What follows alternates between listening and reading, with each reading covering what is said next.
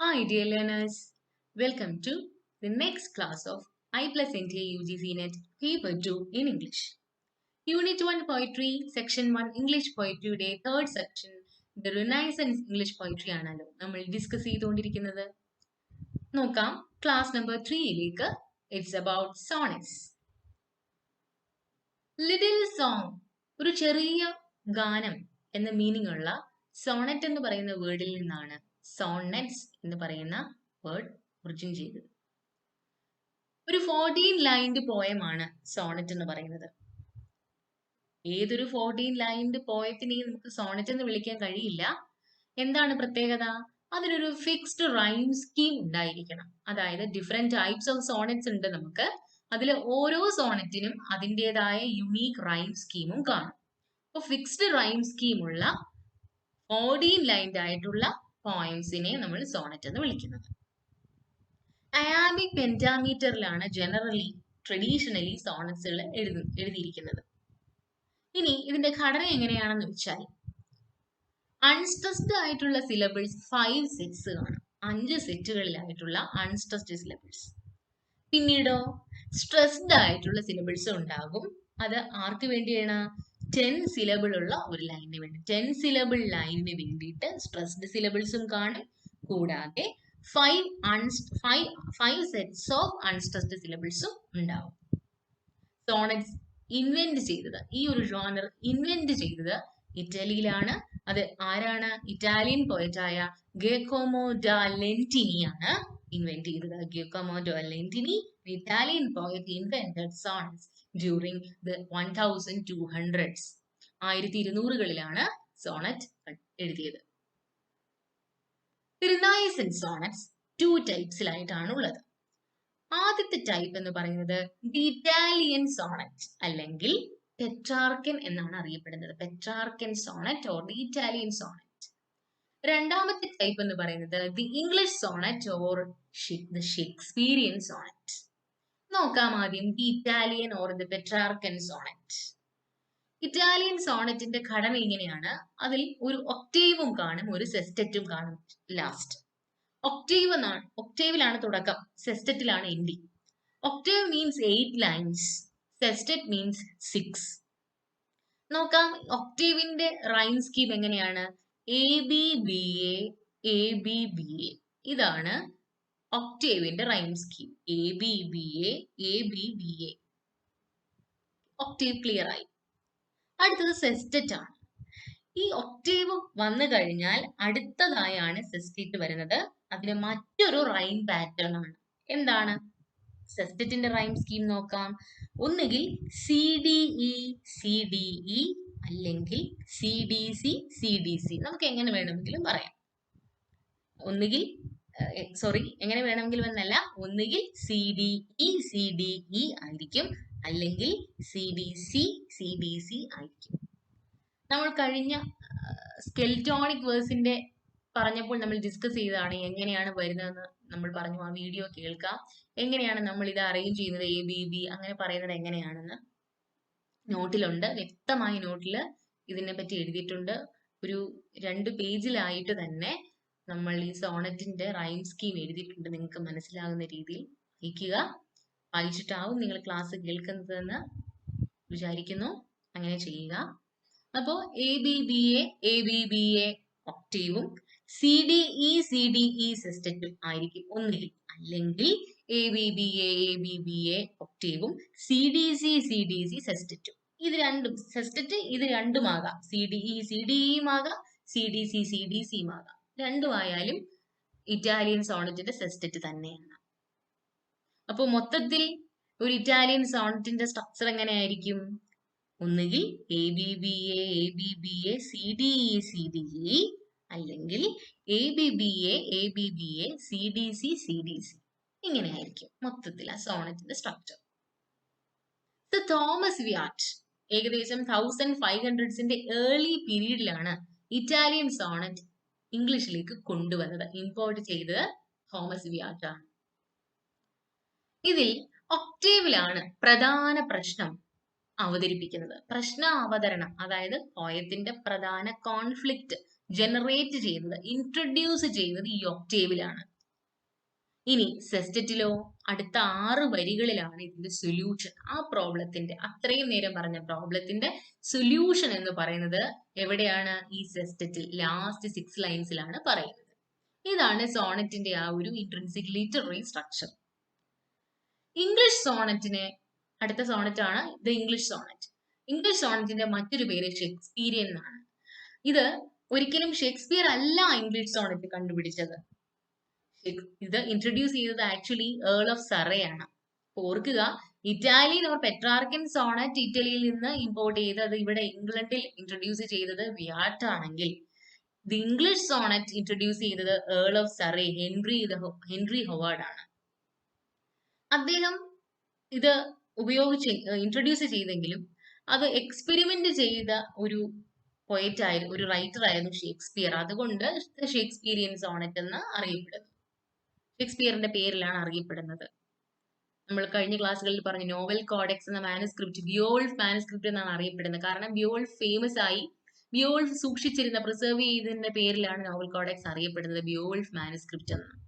അതുപോലെ തന്നെയാണ് Shakespeare famous ആയിരുന്നു, റിനൗണ്ട് ആയിരുന്നു. അതുകൊണ്ട് ഷേക്സ്പിയറിന്റെ പേരിലായി മാറി ഇദ്ദേഹം ഉപയോഗിച്ചത് കൊണ്ട് ഇംഗ്ലീഷ് സോണറ്റിന്റെ പേര്. 1500s കുറെ റൈറ്റേഴ്സ്, കുറെ പോയറ്റ്സ് ഒക്കെ ഇംഗ്ലീഷ് സോണറ്റ് യൂസ് ചെയ്തിട്ടുണ്ട്. നോക്കാം ഇതില് ഈ ഇംഗ്ലീഷ് സോണറ്റിന്റെയും ഘടന എങ്ങനെയാണെന്ന് വെച്ചാൽ, ഫസ്റ്റ് പാർട്ട് എന്ന് പറയുന്നത്, സോണറ്റിന്റെ ഫസ്റ്റ് പാർട്ട് എന്ന് പറയുന്നത് പ്രോബ്ലത്തെ ഇൻട്രൊഡ്യൂസ് ചെയ്യുന്നു. ലാസ്റ്റ് എന്ന് പറയുമ്പോൾ 3 ക്വാർട്ടറൈൻസ് ആണ്. ആദ്യത്തെ പ്രോബ്ലം ഇൻട്രൊഡ്യൂസ് ചെയ്യുന്നത് 3 ക്വാർട്ടറൈൻസിലാണ്. നമ്മൾ പറയും, സ്ട്രക്ചർ പറയും. ആദ്യം പ്രോബ്ലം ഇൻട്രൊഡ്യൂസ് ചെയ്യപ്പെടുന്നത് ആദ്യത്തെ 3 ക്വാർട്ടറൈൻസിലാണ്. ഇംഗ്ലീഷ് സോണറ്റിന്റെ 3 ക്വാർട്ടറൈൻസിലാണ്. അതായത് 4 വരികളുള്ളത്. അതിലെ 4 വരികളുള്ള 3 സ്റ്റാൻസ, അതാണ് 3 ക്വാർട്ടൈൻസ് എന്ന് പറയുന്നത്.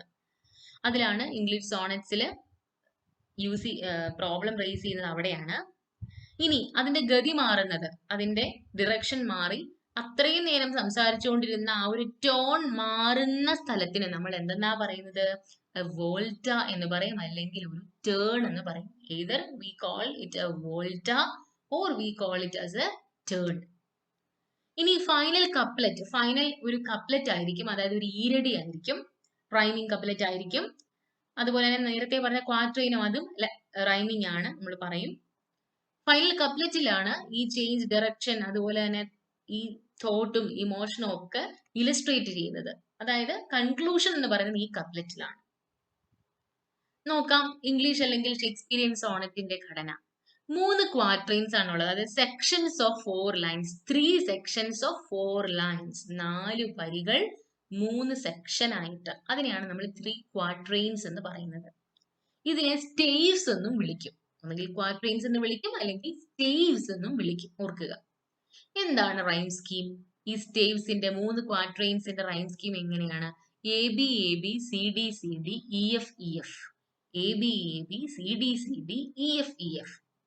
മറ്റേത് എ ബി ബി എ നമ്മൾ പറഞ്ഞതാണ്. ഇതെന്താണ്? A B A B C D C D E F E F. ഇതിന് ഒരു കൺക്ലൂഡിംഗ് കപ്ലറ്റ് ഉണ്ട്. അപ്പം 3 ക്വാർട്ടറൈൻസ് ഉണ്ട്. അതിനുശേഷം കൺക്ലൂഡ് ചെയ്യുന്ന കപ്ലറ്റും, അതായത് അവിടെയാണ് സൊല്യൂഷൻ. നമ്മള് ഇറ്റാലിയൻ സോണറ്റിലെ സൊല്യൂഷൻ എവിടെയായിരുന്നു? സെസ്റ്ററ്റിലായിരുന്നു. ഇവിടെ സൊല്യൂഷൻ എന്ന് പറയുന്നത് lies in the couplet. Couplet means 2 rhyming lines. Rhyming ആയിട്ടുള്ള 2 ലൈനെയാണ്, 2 വരികൾ, ഈരടികളെയാണ് നമ്മൾ കപ്ലറ്റ് എന്ന് പറയുന്നത്. ജി ജി എന്താണ്? കപ്ലറ്റിന്റെ റൈമിംഗ് സ്കീം എങ്ങനെയാണ്? G G. ചിലപ്പോഴൊക്കെ ഈ കൺക്ലൂഡിംഗ് കപ്ലറ്റിനെ, അതായത് ടേൺ അല്ലെങ്കിൽ നമ്മുടെ ആ ഒരു വോൾട്ടായ്ക്ക് ശേഷമുള്ള ആ ഒരു കപ്ലറ്റിനെ നമ്മൾ ജെമൽ എന്നും വിളിക്കാറുണ്ട്. അപ്പോ ഇതിന്റെ ടോട്ടലി ഇംഗ്ലീഷ് സോണറ്റിന്റെ റൈം സ്കീം എങ്ങനെയായിരിക്കും? A B C D C D E F E F G G. ആ ജി ജി എന്ന് പറഞ്ഞ കപ്ലറ്റ് ആണ്. ആദ്യം പറഞ്ഞ 3 ക്വാർട്ടറൈൻസ് ആണ് നിങ്ങൾ ഈ കാണുന്നത്. A B first quatrain, C D second quatrain, E F third quatrain, and G G makes the couplet. Okay, അപ്പോ ക്വസ്റ്റ്യൻ അല്ലെങ്കിൽ പ്രോബ്ലം എന്ന് പറയുന്നത് ഇൻട്രൊഡ്യൂസ് ചെയ്യപ്പെടുന്നത് സ്റ്റേവ്സിലാണ്, ക്വാർട്ടറൈൻസിലാണ്. പ്രോബ്ലം സോൾവിംഗ് നടക്കുന്നത് കപ്ലറ്റിലാണ്, ending concluding couplet. Clear? Okay. Next is നോക്കാം Petrarchal love conventions. Petrarchal love പോയംസിന്റെ കൺവെൻഷൻസ് എന്തൊക്കെയാണ്, എങ്ങനെയാണ് ലവിനെ ഡീൽ ചെയ്തിരിക്കുന്നത് പെട്രാർക്കൽ സോണറ്റിൽ. The poet addresses a lady. സ്വാഭാവികമായിട്ടും കവി ആരെയാണ് അഡ്രസ് ചെയ്യുന്നത്? തന്റെ ലേഡിയെ, തന്റെ ലേഡി ലവിനെയാണ് അഡ്രസ് ചെയ്യുന്നത്. അവളെ സ്റ്റെല്ല അല്ലെങ്കിൽ ഡീലിയ പോലെയുള്ള ക്ലാസിക്കൽ നെയിംസ് ഉപയോഗിച്ചിട്ടായിരിക്കും വിളിക്കുന്നത്. അവൾക്ക് കൊടുത്തിരിക്കുന്ന പേര് അങ്ങനെയായിരിക്കും. അതുപോലെ തന്നെ തന്റെ മിസ്ട്രസിനെ പോയറ്റ് ലവർ കുറെ പ്രൈസ് ചെയ്യും.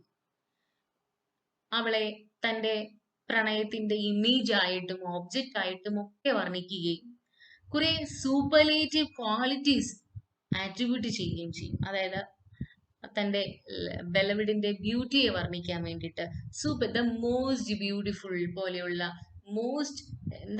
അതിമനോഹരമായ സൂപ്പർലേറ്റീവ് ക്വാളിറ്റീസ് ആണ് ഉപയോഗിച്ച് അവളെ വാഴ്ത്തുകയാണ് ചെയ്യുന്നത്. കോൺട്രാഡിക്ടറി ഫ്രേസസും ഇമേജസും യൂസ് ചെയ്യാറുണ്ട് Petrarchan poets. Freezing and burning രണ്ടും വ്യത്യസ്തമായ വാക്കുകളാണ് അല്ലെ. ഫ്രീസ് ചെയ്യുക, ബേൺ ചെയ്യുക. ബൈൻഡിങ്, ഫ്രീഡം, കെട്ടിയിടുകയാണ് എന്നാൽ സ്വാതന്ത്ര്യം തരികയാണ്. ഇപ്പൊ രണ്ടും വിരുദ്ധമായിട്ട് ഓക്സിമറോൺസ് നമ്മൾ പറയാറുണ്ട്. ഓപ്പോസിറ്റ് കോൺസെപ്റ്റ്സിനെ അടുത്ത് വെക്കുക, അതാണ്. ഇപ്പൊ കോൺട്രാഡിക്ടറി ഫ്രേസസും ഇമേജസും ഓക്സിമറോൺസും ഒക്കെ യൂസ് ചെയ്യാറുണ്ട് പോയറ്റ് ലവർ. എന്താണ്? ഒരു സബ്ജക്റ്റീവ് എക്സ്പീരിയൻസിന്റെ മേലാണ് അയാൾ കവിത ബിൽഡ് ചെയ്യുന്നത്. അതായത് സ്നേഹത്തിൽ പെട്ടുപോയത് കൊണ്ട് അനുഭവിക്കുന്ന അവന്റെ ദുരിതങ്ങളും വിഷമങ്ങളും, ഇങ്ങനെ ആയിപ്പോയി, ഇതിൽ നിന്നും ഇനിയൊരു മോചനം ഉണ്ടാകുമോ, ഇങ്ങനെയുള്ള ഒരുപാട് കാര്യങ്ങൾ ഈ പോയത്തില് ഡിസ്കസ് ചെയ്യാറുണ്ട്. ഇനി ഈ പ്രണയം അവനിൽ ഏൽപ്പിച്ച മുറിവ് അത് റിലീവ് ചെയ്യാൻ വേണ്ടിയിട്ട് എന്താ ചെയ്യുന്നേ? സ്വപ്ന ദേവതയെ ഇൻവൊക്കേറ്റ് ചെയ്യാണ്, ആരാധിക്കുകയാണ്. ആ മ്യൂസിനെ ആരാധിക്കണമെങ്കിൽ സ്ലീപ്പിനെ ആരാധിക്കുകയാണ്. കൺവെൻഷണൽ ഇൻവൊക്കേഷനും ചിലപ്പോഴൊക്കെ നടത്താറുണ്ട്. ഇൻസോമിനിയ പോയംസ് എന്ന് പറയും. എങ്ങനെയെങ്കിലും ഉറങ്ങാൻ പറ്റണം അല്ലെ, അങ്ങനെ ഒരു റിലീഫ് തരാൻ വേണ്ടിയിട്ട് നിദ്രാദേവതയോട് പ്രാർത്ഥിക്കുന്ന ഇൻവൊക്കേഷനും ചില സമയങ്ങളിലൊക്കെ പെട്രാർക്കൻ സോണറ്റിൽ കാണാം. ഇനി എന്തൊക്കെയാണ് ഇംഗ്ലീഷ് സോണറ്റിന്റെ ഡെവലപ്മെന്റ്സ്? പെട്രാർക്കൻ മെറ്റഫർ എന്ന് പറയുന്ന രീതിയെ മാറ്റിക്കൊണ്ട് സിമിലി ഇൻട്രൊഡ്യൂസ് ചെയ്തു ഇംഗ്ലീഷ് സോണറ്റ് ആയപ്പോൾ. അപ്പൊ എന്താണ് മെറ്റഫറും സിമിലിയും തമ്മിലുള്ള ഡിഫറൻസ്? ജസ്റ്റ് ഞാനൊന്ന് പറയാം. നമുക്കറിയാം, നിങ്ങൾക്ക് എല്ലാം അറിയാവുന്ന കാര്യമാണ്. My love is red rose. എന്റെ പ്രണയം ഒരു ചുവന്ന റോസാപുഷ്പമാണ്. ഇതിനെ നമ്മൾ മെറ്റഫർ എന്നാ പറയുന്നത്. ഇനി my love is like A red rose. എന്റെ പ്രണയം ഒരു ചുവന്ന റോസാപുഷ്പം പോലെയാണ് എന്ന് പറയുന്നത് സിമിലിയുമാണ്. അപ്പൊ പോലെ എന്ന് പറയുന്നത് സിമിലിയാണ്, എന്നാൽ അത് തന്നെ അതാണിത്, അതാണിത്, എന്റെ പ്രണയമാണിത്, ഈ പൂവ് എന്റെ പ്രണയം പോലെയല്ല, എന്റെ പ്രണയമാണിത്, ഇങ്ങനെ പറയുന്നതിനെ മെറ്റഫർ എന്നുമാണ് പറയുന്നത്. അപ്പൊ പെട്രാർക്കൻ സോണറ്റ്സില് മെറ്റഫർ ആയിരുന്നു കൂടുതൽ യൂസ് ചെയ്തത്. പക്ഷേ ഇംഗ്ലീഷ് സോണറ്റ് വന്നപ്പോ മെറ്റഫർ മാറ്റി സിമിലി കൊണ്ടുവന്നു.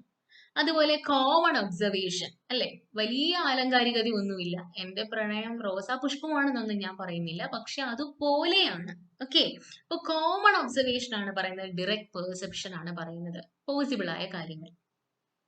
Somewhat okay. ഇപ്പൊ ഇറ്റാലിയൻ പെട്രാർക്കൻ സോണറ്റ് ഒരുപാട് സൂപ്പർലേറ്റീവ് ആയിട്ട് പറയുന്നെങ്കിൽ അത്രയ്ക്കും അല്ല ഇംഗ്ലീഷ് സോണറ്റ്, ഇത്തിരി കൂടെ ലിബറൽ ആണ് എന്നാണ് അർത്ഥം.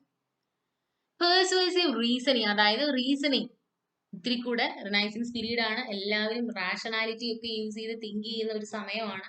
അപ്പോൾ സ്വാഭാവികമായിട്ടും ഒരു പെർസ്വേസീവ് റീസണിങ്, യുക്തിപരമായി ചിന്തിക്കുന്ന രീതിയിലും ഒക്കെയുള്ള കാര്യങ്ങൾ ഈ സോണറ്റ്സില് ഇംഗ്ലീഷ് സോണറ്റ്സില് വരാൻ തുടങ്ങി. എലിസബത്തൻസിനെ സംബന്ധിച്ചിടത്തോളം സോണറ്റ് എന്ന് പറയുന്നത് ഏത് തരത്തിലുള്ള ഒരു ഷോർട്ട് പോയം എടുത്താലും അതെല്ലാം അവർക്ക് സോണറ്റ്സ് ആണ്. എല്ലാത്തിനും അവര് സോണറ്റ്സ് എന്നാണ് വിളിക്കുന്നത്. മറ്റൊരു പ്രധാനപ്പെട്ട കാര്യം, ഇവിടെ പബ്ലിഷ് ചെയ്ത് ടോട്ടൽസ് മിസലിനെ കുറിച്ച് നമ്മൾ പറഞ്ഞാണ് 1557 പബ്ലിഷ് ചെയ്തത്. ഇതിന്റെ മറ്റൊരു ടൈറ്റിൽ സോങ്സ് ആൻഡ് സോണറ്റ്സ് എന്നാണ്. ഇംഗ്ലീഷ് പോയട്രിയിലെ തന്നെ ആദ്യത്തെ പ്രിന്റഡ് ആന്തോളജി എന്നറിയപ്പെടുന്ന സോങ്സ് ആൻഡ് സോണറ്റ്സ് അഥവാ ടോട്ടൽസ് മിസലിനിയാണ്. ആന്തോളജി അറിയാം, കളക്ഷൻ ഓഫ് പോയം. അത് പ്രിന്റഡ് ആയിട്ട് വന്ന ആദ്യത്തെ ഇംഗ്ലീഷ് പോയട്രി കളക്ഷൻ ആണ് ടോട്ടൽസ് മിസലിനി. റിച്ചാർഡ് ടോട്ടൽ ആദ്യമായി 1557 ലണ്ടനിൽ വെച്ചിട്ടാണ് ഇത് പബ്ലിഷ് ചെയ്തത്.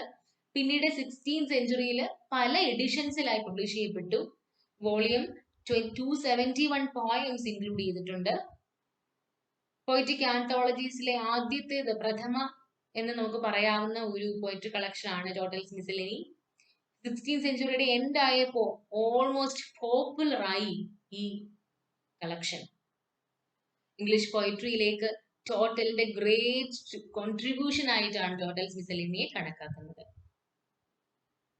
കോമൺ റീഡറിന്റെ പ്ലഷറിന് വേണ്ടിയായിരുന്നു ആദ്യം മിസലേനി പബ്ലിഷ് ചെയ്തത്. പിന്നീട് സോണറ്റ് ഫോം എന്ന് പറയുന്ന അതിന്റെ ആവശ്യം എന്താണ്, ഒരുപാട് ആളുകൾക്ക് ഇത് വായനക്കാരായിട്ട് വന്നു, സോണറ്റ് വായിക്കാൻ തുടങ്ങി, വളരെയധികം യൂസ് ചെയ്യാൻ തുടങ്ങി ടോട്ടൽസ് മിസലേനി. എന്ന് വരെ ഇത് യൂസ് ചെയ്തു? അതിന്റെ ആ ഒരു പ്രതാപം എത്ര നാൾ നീണ്ടു നിന്നു? ഫിലിപ്പ് സിഡ്നിയെ പോലുള്ള അവരുടെ സോണറ്റ്സ് വന്ന കാലം, ആ കാലത്തിന് തൊട്ട് മുമ്പ് വരെ അവരൊക്കെ എന്ന് പറയുമ്പോൾ മഹാ എഴുത്തുകാരാണ്. അപ്പോൾ അവരുടെ റൈറ്റിങ്സ് വരുന്ന കാലഘട്ടം, അവരെഴുതാൻ തുടങ്ങുന്നതിന് തൊട്ട് മുമ്പ് വരെ എങ്കിലും ടോട്ടൽസ് മിസലേനി പിടിച്ചു നിന്നു, വളരെ നന്നായിട്ട് ഇംഗ്ലണ്ടിൽ നിന്നു എന്ന് പറയുന്നത് വലിയ കാര്യം തന്നെയാണ്. അപ്പോൾ ഫിലിപ്പ് സിഡ്നി അദ്ദേഹത്തിന്റെ സോണറ്റ് സീക്വൻസ് ആയ ആസ്ട്രോഫൻ ആൻഡ് സ്റ്റെല 1591 പബ്ലിഷ് ചെയ്തത്. അതുപോലെ മറ്റൊരു ആന്തോളജി, അതിന്റെ പേര് ദ ഫീനിക്സ് നെസ്റ്റ് എന്നാണ്, 1593 അത് പബ്ലിഷ് ചെയ്തത്. ഇതിന്റെയൊക്കെ വരവോടുകൂടി പയ്യെ ടോട്ടൽസ് മിസലേനി ഇത്തിരി ഫെയ്ഡായി. എങ്കിലും കുറെ കാലങ്ങളിൽ അവിടെ തല ഉയർത്തിപ്പിടിച്ച് ഇംഗ്ലണ്ടിൽ നിൽക്കാനും വായനക്കാരുടെ മെയിൻ ലിസ്റ്റിൽ ഇടം പിടിക്കാനും ടോട്ടൽസ് മിസലേനിക്ക് കഴിഞ്ഞു എന്നത് വലിയൊരു കാര്യമാണ്.